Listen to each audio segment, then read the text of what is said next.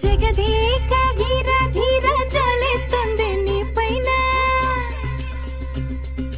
పనిమాల వెనకాలొస్తే పడిపోతానా నేనైనా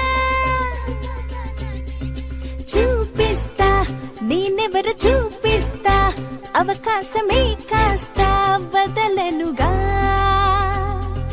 చూపిస్తా చుక్కల్ని చూపిస్తా